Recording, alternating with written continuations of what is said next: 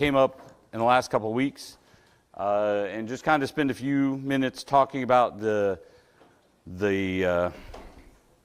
where some of our terms have come from describing these people. When we talk about, I mentioned this in class the other day, I use the terms Jew, Israelite, Hebrew, God's chosen people, right? I use those terms pretty interchangeably. There is some definitional issues there. The same is true if I'm talking about Canaan, Palestine, Holy Land, the Promised Land, right? These are Israel, the terms that we use that kind of address all of these lands. I'm using those terms interchangeably. In culture today, they are pretty interchangeable, but it helps us just so we understand, to know, to have a definition. I started to make a pretty diagram, a Venn diagram yesterday about this, and gave up like halfway through because it's not hard. I just got tired of trying to format the font sizes and trying to make it look good on one screen. So where this came up is when Burl, I believe, asked a question talking about using the term Jew to describe Abraham, to describe Moses. Is that a proper term to use historically? So let's just run down our terms a little bit to start with today. The first idea here is the term of Hebrew. Hebrew is the oldest term that we have. Genesis 14:12 is the first time we see it. This is during the time where Lot has been kidnapped. Lot's been taken. We having a sound issue in the back? I hear people. We having sound issues? Oh, probably. It's my loud voice and then the speaker is probably what it is. We're still adjusting speaker system. We're having some thoughts about how to make things sound better in here. So if there is an echo, these are the things we want you to tell us so we can fix them, make them better. But in Genesis 14, we have the story of the War of the Kings, and this is when Lot is kidnapped. And after Lot is kidnapped, we know that some people come and tell Abraham. So in Exodus 14:12, they also took Lot, Abraham's nephew, and his possessions and departed, for he was living in Sodom. Then a fugitive came and told Abram the Hebrew. That's where we first hear this term, Abram the Hebrew. Well, what does that term mean? It's actually a pretty easy word to get the derivation of. It's from the term crossed over, meaning Abram is someone who crossed over the river, coming over the river Euphrates, right? So if you remember our story, I didn't put a map up, but Abram left Ur of the Chaldees, traveled up the Euphrates River, Tigris and Euphrates rivers, and then cut over into Haran. At that point, he has crossed over the Euphrates River, and that is where he got his name. The people that are the descendants of Abram get their name from that place of crossing over. 2 Corinthians 11, verse 22, this is Paul writing. He uses the words, are they Hebrews? So am I. Are they Israelites? So am I. Are they descendants of Abram? So am I. So in defending his apostleship, Paul references these terms Hebrew and Israelite, but he's referring back to Abram and being a descendant from Abram, from that group of people. We're not in any tribes yet. In Bible literature, especially in the Old Testament, if you're reading references to the river in the Old Testament generally is referring to the Euphrates River. Not the Jordan River that we read about a lot in the New Testament, not the Nile River that we may be thinking of with Egypt, but the river in the Old Testament generally is the Euphrates River, and that's where he came over, and that name, he's the guy that came over. Those people came over the river. That's where the term Hebrew comes from. If we go to Israel or Israelite, all right, these are specifically the descendants of Jacob. All right, we know that in Genesis, when we read the story of Jacob wrestling, and he's given a new name that he takes, the name Israel, his descendants, so Abraham, Isaac, Jacob, they're Hebrew. The descendants of Jacob are then the Israelites. We first read about this in Exodus 35. Then Moses assembled all the congregation of the sons of Israel and said to them, there are many things that the Lord has commanded you to do. So they begin to be referred to as the Israelites during this time that they have come out of captivity. That's when we start to read this term Israelite, these sons of Jacob. So there are other sons of Abram, right? Abraham, right, had Isaac, but he also had 7 other sons. Those sons would all be considered Hebrew. Jacob's sons would be considered Hebrew, but they would also be Israelites. Right? We're kind of narrowing it down. Maybe we think of it this way. I am a citizen of the United States, the big picture, but I'm also a citizen of Alabama. Narrowing it down, right? I'm in both of these groups. While people that are, not everyone that's in the United States is also a citizen of Alabama. What's a demonym for Alabama? I've lived here 20 years. Alabamian? Okay, these questions I got to know, I guess. My wife says I didn't go through 4th grade history class in Alabama, so I'm not a real citizen. I didn't go to the State House field trip in 4th grade where everybody else goes, so I don't really count. What do I know about redneck? That's a good question. So we have these. We have the name of the tribes. This is kept by the Israelite people up into the time that the tribes are divided. If you remember that this is important, the division of the tribes is important. After Saul, then David, then Solomon, Rehoboam, Jeroboam, the tribes of now the nation of Israel splits into a northern kingdom and a southern kingdom. The northern kingdom keeps the nation name of Israel. The southern kingdom takes the name Judah, and it's like that for a couple hundred years. And then the captivity happens. The northern tribes are taken away. Judah exists for another 150 years, and then it's taken away as well.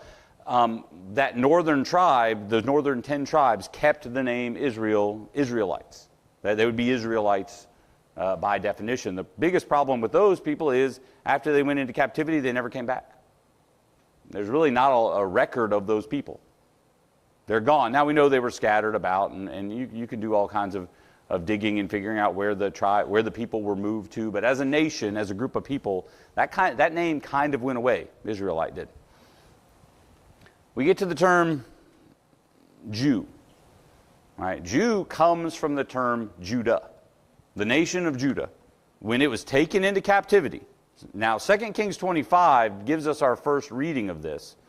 The first time we see the word Jew, 2 Kings 25:25, we would read, "But it came about in the 7th month that Ishmael the son of Nethaniah, the son of Elishama of the royal family, came with 10 men and struck Gedaliah down so that he died along with the Jews and the Chaldeans who were with him at Mizpah." That's our first reference to the word Jew.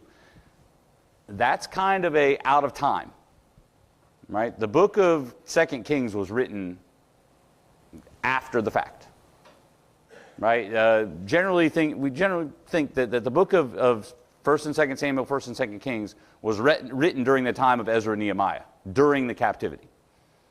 So during the captivity, we're writing this book, and we have the name Jew, but the name didn't really come about until the time of Ezra. Ezra 4:12 is the first in time that we read the word Jew here. It says, this is going back to verse 11, they're sending a letter back to Artaxerxes to let him know that the Jews are rebuilding Jerusalem and it's a problem. It says, "Your servants, the men in the region beyond the river, and now let it be known to the king that the Jews who came up from you have come to us at Jerusalem, and they are rebuilding the rebellious and evil city and are finishing the walls and repairing its foundations." So the term referring to the people that were taken into captivity from the nation of Judah, those people were given the name Jews. So if you want to be technical, if you want to be really technical about it, the only people that are by name Jews are the southern kingdom of Israel that was taken into captivity. Now they're the people that came back. They reestablished the kingdom. They, all the intertestamental period, all of the people that are living in Jerusalem in the New Testament are these people that came back, these Jews that came back from captivity. All the rest of them, any other descendants of Abram, any other descendants of Jacob that are around aren't technically by that name Jews. If you want to make a chart and have a diagram. But for us today, the terms are interchangeable. I'm going to give you a little history of the terms, but do we need to distinguish between the groups of people? The answer is no. The term is, if I say Israelite, referring to somebody in the book of Exodus, that's an appropriate term. Are they Hebrew? Yes. Are they Jewish? I'm going to say, in modern terms, the way words have evolved over time, the answer is yes. We can safely use those terms to describe these people. Generally speaking, people that are going to argue those tiny meanings, it's because they can't argue with anything else you've said. They're trying to find a point to pick out a flaw and they're trying to negate what you're saying by picking at some little detail. And that's just not the right way to go about things. So we're going to use I am going to use these terms interchangeably, mostly because I'll blame it on my own ignorance. I don't think about it enough to try to use the right word. I'm describing God's chosen people. These are all words that we can use to describe them. There's a little note here. There are many languages, like Italian and Greek, which have a lot of relevance to early Christianity, that never came up with the term Jew. They still use the term Hebrew. So it's not like it has to be one way or the other. We can use, even in languages today, we can use these terms interchangeably. So to plant myself firmly on the fence and not take a stance either way, was Moses a Jew? Yes, but no, is your answer. We will refer, he's considered the father of Judaism, even though he was not of the tribe of Judah or taken into captivity or returned at the end of the captivity. But we understand that, that's how these things work. The way language evolves and works, we understand that these terms are interchangeable. Any questions before we get back to Exodus 4? After that brief little sidebar here. You may notice this, I put a blue border around it. I've started putting blue borders around my own stuff to try to figure out when we're kind of off of the subject of Exodus, just so we can keep track of when we get back to the book, I can remember that, hey, our next slide is not a blue border, we're back in Exodus 4. Any questions?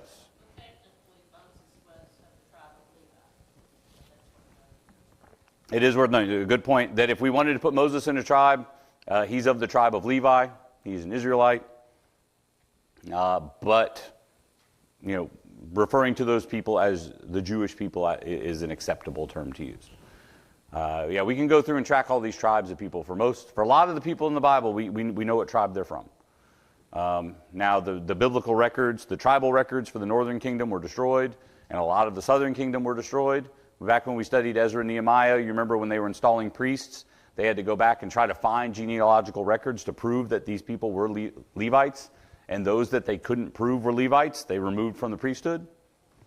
So knowing what tribe you're from is important. But God is concerning himself usually with his group of chosen people. He'll give special roles to Levites and to the tribe of Judah, but mostly it's God caring about the group as a whole. Any other questions, comments before we go back into Exodus 4? All right, we left off last week around Exodus chapter 4, verse 18. In Exodus 4, 14 through 17, this is when God tells Moses, God may be getting a little angry with Moses. Quit trying to not be my prophet. You're trying to not do what I said, what I've told you to do. You keep coming up with excuses. So he tells him his brother Aaron, is your brother Aaron the Levite? Isn't he a good speaker? Well, good. He's coming out to meet you. So you go talk to him. And you and Aaron are now working together to do this job. I think we sometimes forget in the story of Moses and Aaron, Moses is the lawgiver. Moses is the one that went up on the mountain. Moses is the one that Deuteronomy records that God knew face to face. Right? But Aaron is there most of the way. Aaron is right there next to Moses, actually doing the speaking, the the talking out about what's going on. He's telling the Israelites, telling the Pharaoh what's going on. So he has set him up where he is getting, his brother is coming out. So Moses finally relents, and in verse 18 through 20, Moses departs, returns to Jethro, his father-in-law, and says to him, "Please let me go, that I may return to my brethren who are in Egypt to see if they are still alive." And Jethro said to Moses, "Go in peace." Now the Lord said to Moses in Midian, "Go back to Egypt, for the men who are seeking your life are dead." So that Moses took his wife and his sons and mounted them on a donkey and returned to the land of Egypt. And Moses also took the staff of God in his hand. Right? So we've got this Moses picking up, finally goes back to his father-in-law. How old is Jethro at this point? I mean, Moses is 80. So we don't know. I mean, and understand culturally, when Moses is 40 and he goes into the desert and meets the daughters of Jethro and marries Keturah, it very well could have been that she was a teen. And Jethro is, not too much older. His father-in-law is not too much older than him. It's a cultural thing that much older, the age difference between husbands and wives at this time going all the way through to the New Testament could be very large. 40-year-old marrying a 15-year-old, culturally very much the way things were done. So we don't know how old she was, but at this time, and we don't know what the age difference is, but his father-in-law is still alive, and he goes and asks him, "Hey, I've been working for you all this time. You're my boss. You're my employer. I've been keeping your flocks.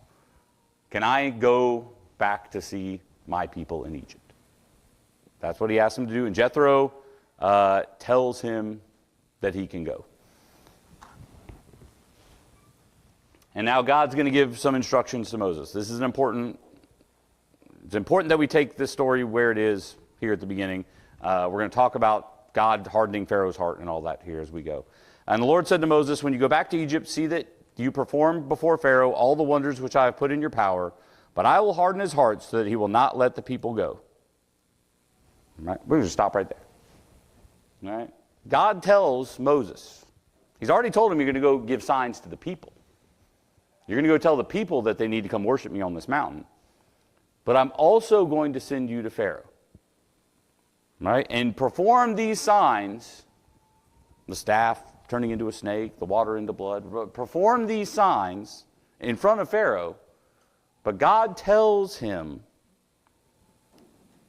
that I'm going to harden Pharaoh's heart. So he's not going to let you go. Now God's plan is that my power is going to be shown through this. God knows what's going to be happening. But this often leads to the question, did God cause Pharaoh to sin? Did God cause Pharaoh to defy him? Now think about the implications of this. Did God make a man sin? We say no, but the Bible said, "But I'm going to harden his heart." Do you see where the dilemma is here? The Bible says here, I'm going to harden his heart. And if I stop right there, boy, that looks an awful lot like God made him sin. If you go back to the original Hebrew, though, does it actually say that he's going to harden his heart, or that his heart is going to be hardened? The Hebrew, I think, is "I will strengthen his will." Yeah, it's very much that in this case, the question was asked, for those of you in the back maybe didn't hear, if we were to go dig around in original languages here, is it actually "I will harden his heart," or "his heart will be hardened," or "he will harden"? The verb tenses and those things, Hebrew's not written in the same structure that English is, so when we translate over, sometimes we may have some questions about who's doing what. And with just this verse, to answer Bobby's question, what does it say here? There is this tense, I guess. I don't even know I'm not a linguist. But the term is that this looks like God says what he's going to do. God's going to do something. Like, oh, that seems rough. God's going to make people sin, because that leads us to modern day thought. Does God choose who's going to be saved and who's not, even today, to the point where God could, yeah, well, these people, I can make them do what I can make them sin because they weren't going to be saved anyway. Right? What's that?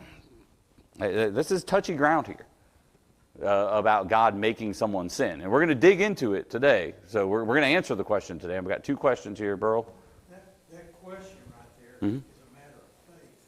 Right? Because it's God's salvation plan that's being played out. He knew all this Ah, yes. before the world was created. God knows what's going to happen. And God's plan going forward, because God knows what's going to happen, does God cause something to happen? Is part of one of the questions that we're going to answer today. So in Romans 9, speaking to Paul, speaking to this particular topic, it says, "So then he has mercy on whom he desires, and he hardens whom he desires." The implication here isn't that someone that has a willing heart and is going to be someone that God has mercy on. Someone that is already set his heart against God, he's going to, God is going to actually strengthen that. Yeah. So if you heard Kevin, which he answered the question, and I don't want to repeat what he said because then I have to skip like 8 slides. But he answered the question. He already got to the point, which is that God's going to use man's own choices. A penitent, willing heart will be strengthened by God, and a heart that's willingly defying God, God is going to use and strengthen them. Romans 9, what I quoted was like 8. Yeah, Romans 9:18 is where we are headed that way to answer the question. But to go back linguistically to ask some, John, you had something? I was just going to note, as Kevin was, I think, alluding to, is it's a matter of perspective. God knows the mind and the heart and all of that. He knows what questions to ask if he wants to harden his heart. But he makes use of his awareness, being God, Right. which we don't have the ability to do. Yeah, I'm going to. We look at it as when we read God hardened his heart, we don't have to necessarily think that it's by coercion, Correct. by knowing his heart, he knows what to ask. Noah, is something clicked over there? I'm not advancing slides here. Or I'm doing it very slowly here. I think I'm there. Okay, hold on. I'm going to jump ahead to something that we're on a delay. Here we go. Well, okay, I'm just going to skip back. We're not going to jump ahead because that'll make some mistakes. I'm going to pull all of these ideas that have been mentioned together. God did not cause Pharaoh to sin, right? If you go back and look at the stories of the plagues that are coming up, plagues 1 through 5 and 7.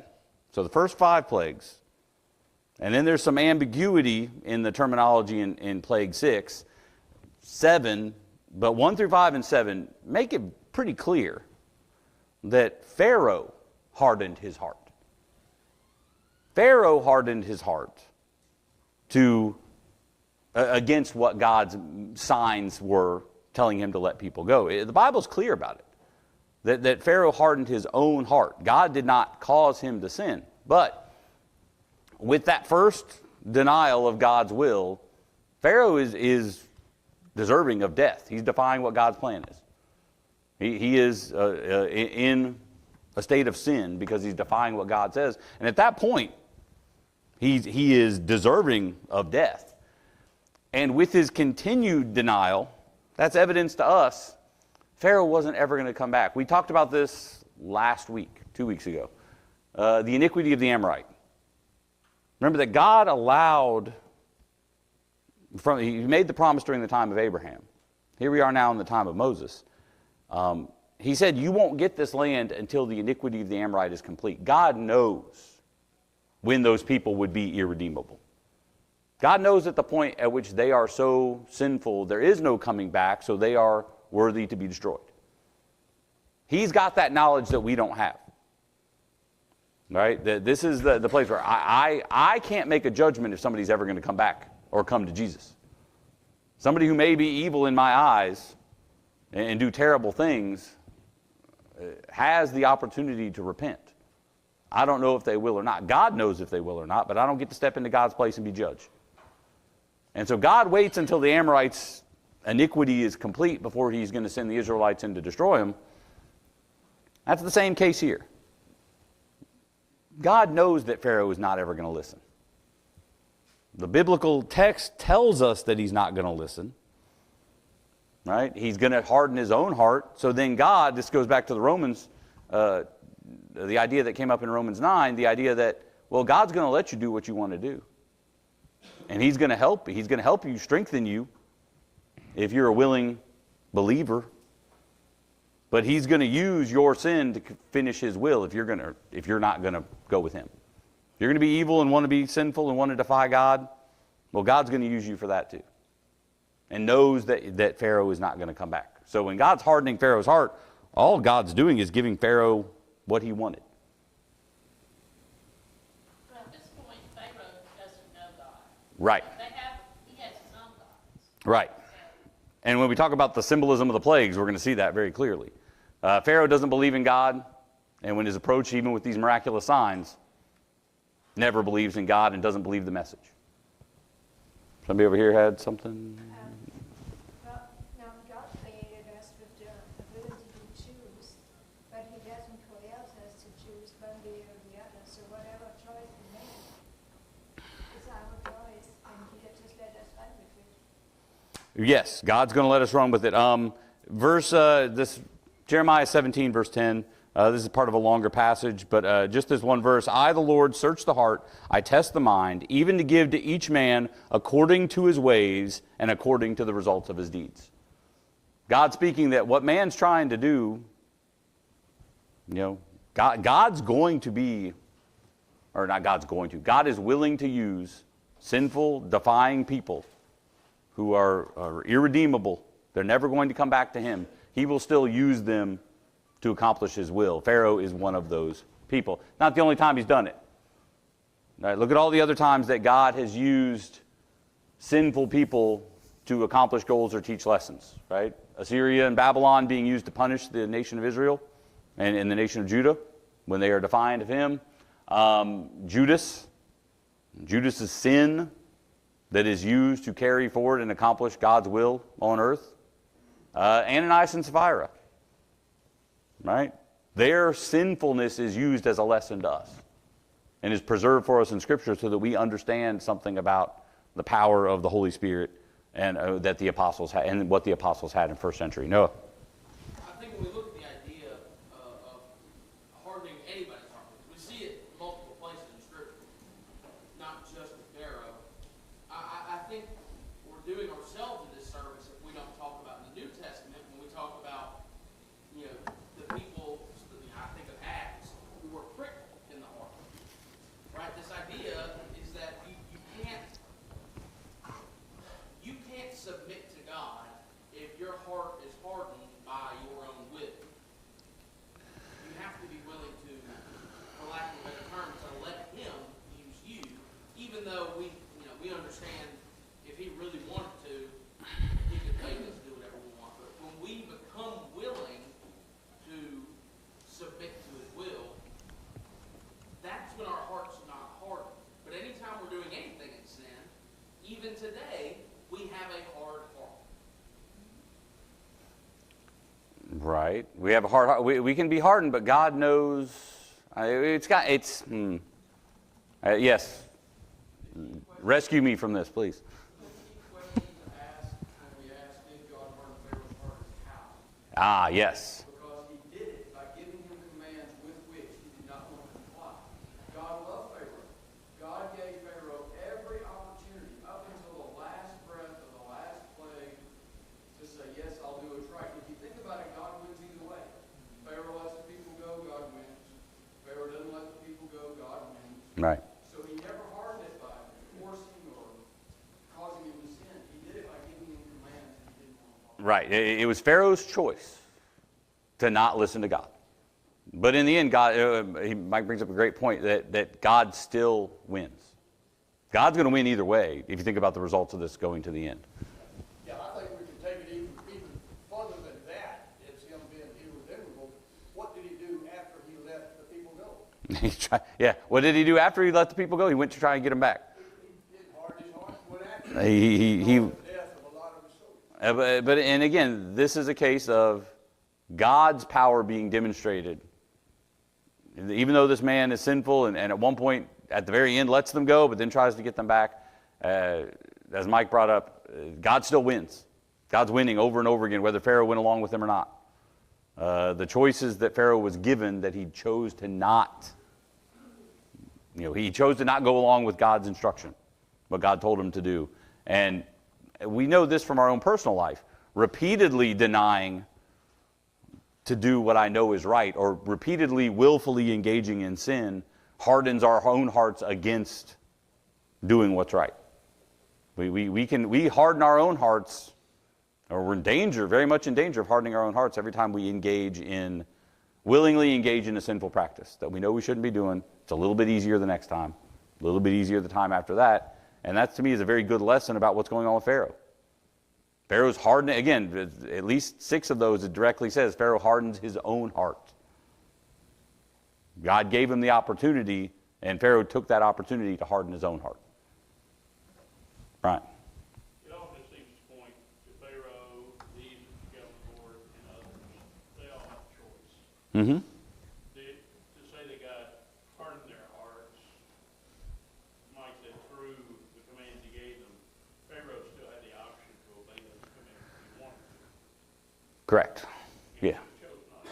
Yeah, he chose not to. But God knew he was going to choose not to. Let's not forget that. Again, God knows that this is a person that's not ever going to come to him and is going to use him as a tool, as a demonstration. God will use sinful people to teach his lessons. So did God cause Pharaoh to defy him? The answer is no. But did God use Pharaoh's defiance to demonstrate his power? Yes. God will use sinful people to demonstrate his power on earth. Any comments or questions over that part? Now, let me back up here. Don't think that every time a sinful person is acting on earth that was God's will and God using it. We talked about this last week with the idea of providence. Don't think that everything don't think that everything is God acting in a way that's in according. I guess I gotta be careful here. I'm gonna dig myself in a hole. But the idea, not every sinful action that takes place is God saying, "Oh yeah, I caused that to happen to make a lesson or to make a point." No, man's sin and man's choices did that.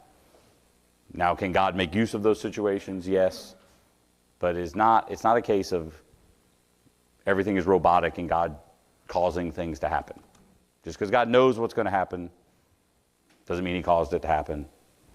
Can God use those evil things as a lesson for us, as a demonstration, as something that is going to, as an opportunity to strengthen our faith? The answer is yes. So so in this case, this very narrow case, back to the narrow point here, is God going to cause Pharaoh to sin? No. But is God going to use Pharaoh's sin in this world? The answer is yes. Any other comments before we move on to Exodus? A parallel of about 150 years ago in this country. Okay. Most people agreed that slavery was wrong, but they fought a war over it. Right. Because the whole economic system and livelihood and way of life was tied up. Right. Yeah. But that's what was going on then, that the Israelites were their workforce. Yes. The parallels between the imagery of the American Civil War and slavery in the United States and the slavery that's found in Exodus is very close. When we talk about all those old spirituals that talk about freedom and talk about going to a better place and what's better over the river, a lot of those had their origin during that time, a time of slavery in the United States. When we think about the Restoration Movement and things like that, at the same time. And a lot of those same principles are in play. It's good imagery for us to help us understand. We can point to our own past to kind of get an understanding of what was going on way back in history. I was hoping we were going to run out of time before I flip to this next slide. All right. As we're going. All right. As we're going. So we are, God has told Moses to go. And Moses talks to his father-in-law, says, can I go? So he tells him, yeah, go back to Egypt. God tells Moses, I'm going to give you a message to give to Pharaoh. Right? Let my people go, that they may serve me. And then verses 24 through 26. For a lot of people, a very strange passage. This is a very weird little passage in the middle. I'm just going to go ahead and read it. Now it came about that at the lodging place on the way that the Lord met him and sought to put him to death. Then Zipporah took a flint and cut off her son's foreskin and threw it at Moses' feet. And she said, you are indeed a bridegroom of blood to me. So he let him alone. And at that time she said, you are a bridegroom of blood because of the circumcision. Right? This is our setting here. We're putting our family on a donkey. We're headed back to Egypt, a couple weeks journey. They stop at some lodging place, some inn along the road, and God, the Bible says, the Lord met him and sought to put him to death. So, as we read this story, these 3 verses, it's pretty straightforward. God comes to kill Moses because his son is uncircumcised. Right now, circumcision is given to the descendants of Abraham. Now go back to our Hebrew, Israelite, Jew discussion from earlier. The descendants of Abraham are given circumcision as a covenant way back in Genesis 17. All right? This is something that God told these people to do. And evidently at this point, Moses hasn't gone along with what God says. Moses is not in alignment with God's covenant that he made with Abraham and his descendants at this point. And God's about to bring punishment on him. Right? Now, this is why when the Bible talks about it, having a wife is a good thing. Right? This is when I get to discuss these things with my wife and get a different perspective. Right? And get an understanding of what's going on here. So yesterday, Susan and I are talking about this. And you can do some research. You can go out there and read. You go read the Talmudic writings. You read what the ancient Hebrew writers would say. And they really make a point of, note that it's Zipporah that does the circumcising, not Moses. And they'll tell you some of the readings, and again, this is not bound up in Scripture, but this is some of the things we read, is that however God was going about killing Moses, is he laid up in the bed with an illness? Right? Why is he not able to do this? Why is she throwing it at his feet? Why was he not capable of doing this? Because God's killing him. And he's not capable of doing it, is what they'll say. Is what some of the writers will say. I bring that up to my wife, and this is when I'm holding a bowl of cereal, and she's practicing trying to kick me because she's about to go to the gym, and she's making fun. I told her I'd tell the story. That I'm holding a bowl of cereal trying to eat my breakfast, and we're discussing this, and she's preparing to go to her workout later on that day. So I'm having to dodge roundhouse kicks carrying a bowl of cereal. But it's very exciting sometimes when my wife and daughter are about to go to the gym and practice their combat stuff at the gym, and I am the target dummy, having to be careful around my house. But the idea is that I'm relating the story to her, and she's like, well, yeah, because Moses was a weenie and wouldn't do right. Why did she have to step up and do it? Because he wouldn't. And I never thought of that. That's a perspective I hadn't had before. I was like, well, you're right. There's an argument there. Why did Zipporah do this? The ancient Jewish writers will tell you because he was sick and was unable to. He's dying of whatever the Lord has afflicted him with.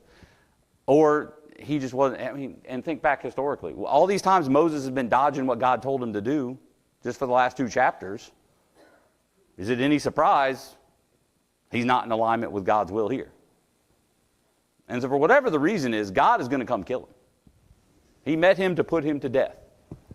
But Zipporah, knowing what's right and wrong. By the way, is Zipporah a descendant of Abraham?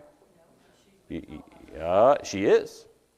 She is, because if you remember that she's a daughter of the priest of Midian, and Midian is one of the 6 sons of Abraham with his second wife.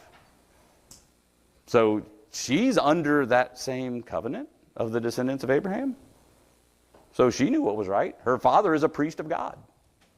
You know, that she is the one that recognizes what's going on and has got to get this right. And does so, and in Moses' life is saved because of it. But it makes us maybe ask the question, why is the story here given to us? And I think about the story in Acts 16, verse 3. If you remember that Paul has, along his journeys in Acts, has picked up a young man named Timothy. Timothy is the son of a Jewish woman. All right, he's a believer in the gospel that Paul has taught, but his father was Greek. And the Greek people would not have practiced circumcision, so at this time in the first century, Timothy is not circumcised. But Paul, bringing Timothy with him, and knowing that he's got to go and talk to synagogues that are in Greece, where Paul did a lot of his teaching in synagogues, where there are Jewish people who would still then be following the law. Paul recognizes that Timothy being uncircumcised is going to be a problem, and has Timothy circumcised because Timothy being circumcised is going to make whatever lesson that he is teaching more palatable to the Jews. They're more likely to listen to somebody who's of Jewish descent, who's preaching this next step. Judaism is a step along the way to God's plan. So the Jews transitioning into Christianity, of the Jewish people he's trying to convince, I mean, it's the way we are in culture. We're a lot more likely to listen to people who look and talk like us and who do the things that we think is right. Right? I mean, whether it's good or not, whether it's good to paint with a broad brush and say, I'm not listening to that guy because of the way he looks, the way his hair is, the way he dresses, the way he talks. If we're going to ignore, that's not right. We're supposed to listen to the message that's being given. But Paul, understanding the ways of the world, knows that Timothy is going to be more helpful to him as a companion if he was circumcised. So now bring this back to Moses. Moses is about to go talk to God's people, and he's not even within the boundaries of God's laws that he's been given. If Moses is coming to be the prophet, do you think that Moses probably should have done everything that God has told his people to do? And here's a place where he hadn't.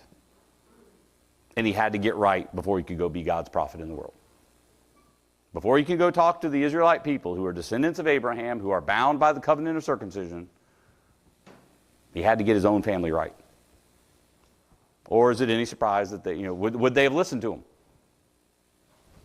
We don't know, because he did what he was supposed to do. What was the people are back in line with God's covenant at this point. And then just to wrap up the chapter, just to get to the very end, 27 through 31, he meets Aaron. They go and they actually get back to Egypt, and they go and perform their signs in front of the people. Verse 31, the people believed, and when they heard that the Lord was concerned about the sons of Israel and that he had seen their affliction, they bowed low and worshiped. For all of Moses' worries and problems that he kept trying to make up, that it wasn't going to be, he's not the right guy and he's not going to be successful.